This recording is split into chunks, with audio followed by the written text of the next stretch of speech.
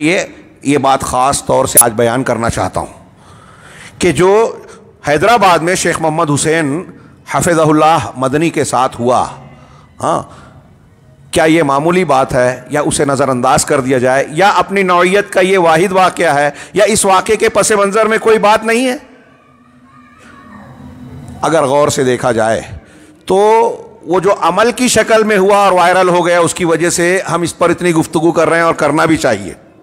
وہ مظلوم ہے اور انتہائی غلط حرکت ہوئی ہے، لیکن اس چیز کے، اس واقعے کے جو مقدمات ہیں، اسباب ہیں، ذرائع ہیں، وہ ہمارے سماج اور معاشرے میں بھی پائے جاتے ہیں، جیسا کہ اسی لیے میں بیان کر رہا ہوں۔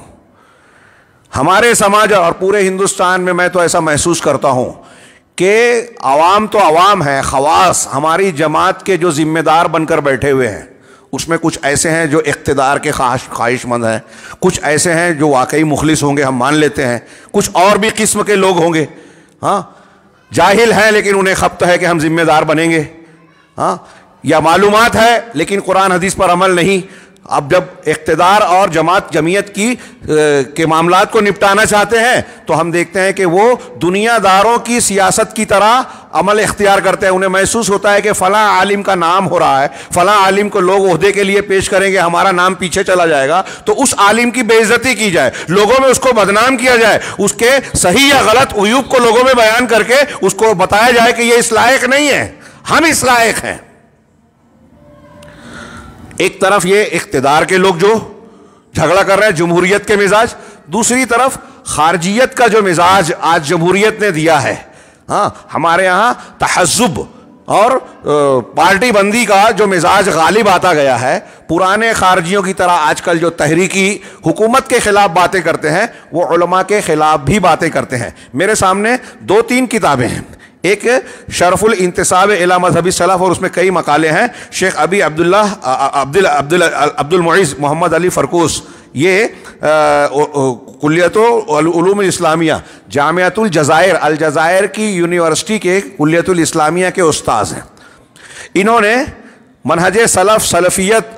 قرآن و حدیث کو ماننے کے مسلک اور اس کی طرف انتصاب سے متعلق بحث کی، اور پھر اس منہج کے مخالفین کی علامتیں بتائی کہ جو لوگ اہل حق کے مخالف ہیں ان کے اندر کیا کیا علامتیں پائی جاتی ہے۔ تو اس میں ایک تو انہوں نے کہا کہ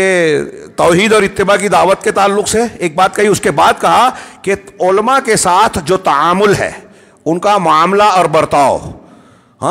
وہاں بھی اہل حق اور اہل باطل کا رویہ الگ ہوتا ہے۔ خارجیوں کا یا اہل بدعت کا، یعنی جو یہ انقلاب کی بات کرتے ہیں، جدید دور میں جمہوریت، علمانیت ان کے نزدیک زیادہ قابل اعتماد ہے قرآن و حدیث کی تعلیمات کے مقابلے میں، تو ان لوگوں کے یہاں علماء کے ساتھ کیا تعامل کیا جاتا ہے وہ انہوں نے بیان کیا۔ ان کے بیان سے پہلے میں سہل التستری، سلف کی ایک شخصیت سہل بن عبداللہ التستری کا ایک قول پیش کرنا چاہتا ہوں، بڑا پیارا۔ وہ کہتے ہیں کہ لا یزال الناس بخیر ما عظم السلطان والعلماء، کہ لوگ خیر اور بھلائی میں رہیں گے، برابر خیر اور بھلائی میں رہیں گے جب تک سلطان اور علماء کی تعظیم کریں گے۔ سلطان مسلمانوں کا حاکم بڑا، آج ہمارے یہاں وہ سلطان نہیں ہے، لیکن جو اجتماعیت کا جو بھی مزاج اور نظام پایا جاتا ہے، اس میں اہل حق کی صحیح جماعت کے جو ذمہ دار ہوں ان کو ایک درجہ حاصل ہوگا، یہ وہ حقوق اس کو حاصل نہیں ہوں گے، یہ بات وضاحت کے ساتھ کہہ رہا ہوں۔ لیکن انہوں نے کہا کہ جب تک سلطان اور علماء کی توقیر اور تعظیم کریں گے تب تک لوگ بھلائی میں رہیں گے۔ فَإِنْ عَظَّمُوا هَذَيْنِ، اگر وہ ان دونوں کی تعظیم کرتے ہیں، عزت کرتے ہیں، اصلح اللہ دنیاہم وآخرہم، تو اللہ تعالیٰ ان کی دنیا کو بھی درست رکھے گا اور ان کی آخرت کو بھی درست رکھے گا۔ وَإِنْ اسْتَخَفُّوا بِهَذَيْنِ، اگر وہ ان دونوں کی تخفیف کریں گے، ان کی بے عزتی کریں گے، ان کے درجے کو گھٹائیں گے، تو کیا ہوگا؟ افسدوا دنیاہم واخراہم، تو وہ اپنی دنیا اور اپنی آخرت دونوں کو بگاڑ دیں گے، خراب کر دیں گے، دنیا اور آخرت دونوں کا بگاڑ اختیار کر لیں گے۔ یہ امام قرطبی نے اپنی تفسیر کی جلد نمبر 5 صفحہ 360 پر یہ قول ذکر کیا، یعنی جو موجودہ چھپی ہوئی ہے اس میں یہ قول نقل کیا ہے۔ یہاں انہوں نے جو میں کتاب کا حوالہ دے رہا تھا اس میں یہ ہے کہ جو سلفی اور حق منہج کے مخالفین ہیں آج کے زمانے میں، وہ دوسری جہت سے، ایک جہت سے تو دعوت میں مخالفت کرتے ہیں سلفیوں کی، ہاں دوسری جہت میں یہ علماء کی شان، علماء سنت جو سلفی ہیں اور لوگوں کی بھلائی چاہتے ہیں، خیر خواہی کرتے ہیں کہ لوگ آپس میں گروہوں میں تقسیم نہ ہو، فتنوں سے اور خروج سے، حاکم کے خلاف خروج سے دور رہیں، جو علماء یہ نصیحت کرتے ہیں ان لوگوں کو، ان علماء کی شان میں ان کی شان کو کمتر کر کے لوگوں کے سامنے پیش کرتے ہیں، ان کی بے عزتی کرتے ہیں۔ چنانچہ یہ گروہ جو ہے مخالفین حق کا، یہ جو آج کل عالم اسلام میں اخوانیت، خارجیت اور جدید دور کی تحریکیت کے دل دادا ہیں، اور اس فکر کے بہت بڑے متاثرین میں ہمارے بعض اہل حدیث نوجوان بھی جو ہے متاثر اور ان سے گویا جڑ گئے ہیں۔ بعض یہاں ہندوستان میں کچھ تنظیمیں نئی پیدا ہوئی ہیں، ان نوجوانوں کو یہ خبر نہیں ہے کہ یہ تنظیمیں کس نے اور کہاں سے بنائی، اس کے مقاصد کیا ہیں۔ اس کا مقصد اسلام اور مسلمانوں کو فائدہ پہنچانا نہیں ہے، لیکن ابھی میں یہ بات بیان کر رہا ہوں اور اگر یہ سنیں گے بھی تو اسے تسلیم نہیں کریں گے۔ تو بعض تنظیمیں نوجوانوں کی ساؤتھ میں کچھ ہے بہت زوروں میں چل رہی ہے، پاپولر فرنٹ اور فلاں اور وحدت اسلامی یا کچھ اس طرح کی تنظیمیں بنتی ہیں۔ کیا ضرورت ہے ان تنظیموں کی؟ اہل حق سے جڑے رہیں۔ اب جب ان تنظیموں سے جو لوگ جڑتے ہیں آپ دیکھیں گے کہ وہ جو مسلمانوں پر تنقید کرتے ہیں ان کا پہلا نشانہ، سب سے بڑا نشانہ علماء ہوتے ہیں۔ علماء کرام پر پرانی باتیں کرتے ہیں، یہ بزدل ہیں، یہ جہاد کی باتیں بیان نہیں کرتے، قرآن و حدیث میں موجود ہے، یہ تو ایسے ہیں۔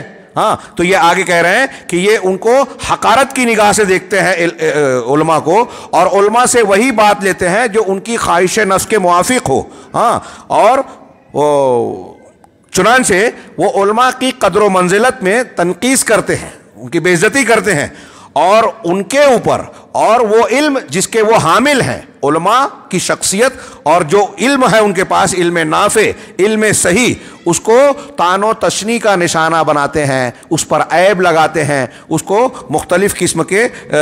جھوٹے القاب اور الفاظ اور غلط اوصاف کے ذریعے سے متصف کرتے ہیں، اور ایسے بیانات پیش کرتے ہیں جس سے ان علماء پر گویا نشانہ سادھا جائے۔ چنانچہ کبھی ان کو کہتے ہیں کہ مرجئۃ الفقہاء، یہ مرجئۃ الفقہاء ہیں، کبھی کہتے ہیں جہلت و فقہ الواقع، یعنی جو حالات اور واقعات ہیں اس کے جاہل ہیں۔ علماء کے بارے میں یہ جدید تحریکی لوگ، تنظیم سے وابستہ لوگ کیا کہتے ہیں؟ کہہ رہے یہ علماء کرام قرآن حدیث کی طہارت نماز کی باتیں کرتے ہیں لیکن حالات سے ناواقف ہے، ان کو سمجھتا کچھ نہیں ہے، سیاست سے ناواقف ہے۔ حالانکہ علماء کرام حالات کا جتنا اچھا تجزیہ کرتے ہیں، کر سکتے ہیں، ان کو جو شعور قرآن و حدیث کی وجہ سے ملتا ہے وہ دنیا میں دوسروں کو نہیں ملتا۔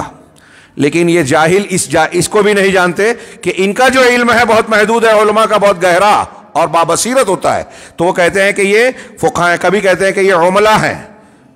یعنی زر خرید ہیں، دوسروں کے ایجنٹ ہیں، اور کبھی کہتے ہیں کہ یہ علماء سلاطین ہیں، درباری ہیں، یا اتباع بغلۃ السلطان، سلطان کی سواری کے پیچھے چلنے والے، بغلہ کہتے ہیں خچر کو، تو سلطان بادشاہ کی سواری کے پیچھے چلنے والے، جیسا کہ باطل پرست اور اہل سنت سلفیوں پر طعن و تشنیع کرنے والے لوگوں کا طریقہ اور ایک عام رجحان رہا ہے، اور یہ اہل بدعت کی علامت میں سے ہے۔ دیکھیے یہ اہل بدعت کی علامت میں سے ہے جو ہمارے یہاں اہل حدیث مجلس میں ہو رہا ہے، اہل بدعت کی علامات میں سے ہے۔ کہا کہ وہ اہل اثر پر جو ہے جرح کرتے ہیں، ان پر الزام تراشیاں کرتے ہیں، حالانکہ وہ ان القاب اور ان صفات سے، ان عیوب سے پاک ہیں۔ یہ ان عیوب اور برائیوں سے بالا تر ہیں، اس کے لائق نہیں ہے، مگر یہ لوگ ان کو ایسی برائیوں سے متصف کرتے ہیں۔ کیوں کرتے ہیں؟ یہاں نہیں، دوسری جگہوں پر جو ہے لوگوں نے اشارہ کیا کہ لوگ یہ جانتے ہیں، یہود، نصارہ، غیر مسلم طبقہ یہ جانتا ہے کہ مسلمانوں میں اسلام کی چنگاری، اسلام کی غیرت و حمیت اس وقت تک زندہ رہے گی، دین کی تعلیمات اس وقت تک زندہ رہے گی جب تک علماء ربانیین زندہ ہیں اور لوگ ان سے جڑے ہوئے ہیں۔ لہذا وہ چاہتے ہیں کہ علماء اور عوام، نوجوانوں کے درمیان جو جوڑنے والا پل ہے اس کو کاٹ دیں، نوجوانوں کو علماء سے دور کر دیں، بدزن کر دیں۔ جب وہ علماء سے بدزن ہو جائیں گے، ان سے دور ہو گئے تو علم دین سے دور ہو گئے، علم دین کے تقاضوں سے دور ہو گئے۔ کس موقع پر کون سا موقف اختیار کرنا چاہیے، یہ سب سے بہتر قرآن و حدیث کی روشنی میں علماء دین بیان کریں گے۔ لیکن جب علماء سے یہ کٹ گئے تو پھر ان کی رہنمائی کرنے والا کوئی نہیں. اب جو ہے دشمنان دین اپنی چالوں اور منصوبوں کا آسانی سے ان کو شکار بناتے ہیں اور ان کو اس بات کا احساس بھی نہیں ہوتا. تو وہی یہاں کہہ رہے ہیں کہ یہ جو الزامات لگاتے ہیں اہل سنت والجماعت کے علماء اس سے بری اور بالا تر ہیں. ہاں، اور ان میں سے اہل سنت والجماعت کا کوئی نام نہیں ہے سوائے اس کے جس نام کے ساتھ وہ پہچانے جاتے ہیں. وہ کیا ہے؟ اہل الحدیث، اہل السنہ، سلفیین. اور جب آگے شیخ کہہ رہے ہیں یہ کہ وَمَتَا وُجِدَتْ أُمَّةٌ تَرْمِي عُلْمَاءَهَا وَأَخْيَارَهَا، جب بھی کوئی جماعت اور گروہ ایسا پایا جائے گا جو اپنے علماء اور اپنے اچھے لوگوں کو